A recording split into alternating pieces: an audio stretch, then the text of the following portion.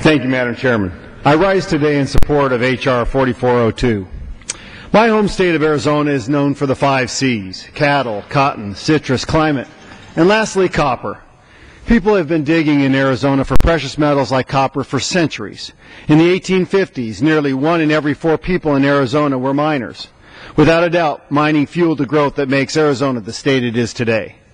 Today, the Arizona mining industry is alive, but it is not what it used to be. A wide array of other critical minerals such as copper, coal, uranium, lime, and potash are mined throughout my district. These projects employ hundreds of my constituents with high-paying jobs that pay over $50,000 to $60,000 a year plus benefits. In rural Arizona, those types of jobs are few and far between. In fact, they are few and far between across this country. But there is some potential, and there's so much more. As you can see from the graphic, rare earths and other critical minerals have been discovered throughout rural Arizona and are suitable for development.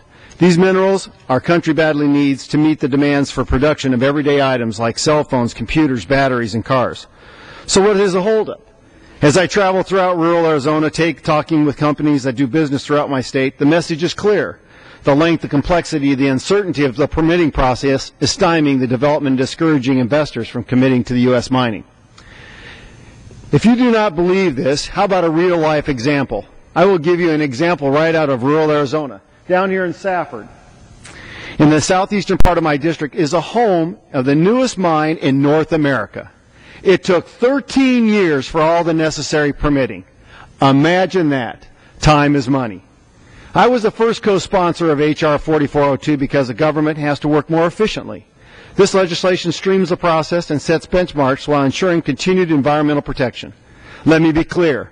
Despite what the opposition says, this bill does not exempt the industry from complying with environmental regulations. It tackles the problems on the government approval process.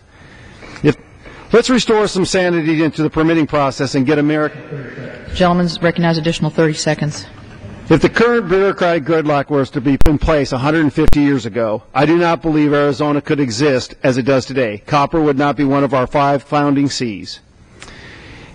Please, let's restore some sanity to the permitting process and get American miners back to work. Vote yes on the National Strategic Critical Minerals Production Act. Our economy deserves and depends on it. I yield back the balance of my time. Gentleman yields back.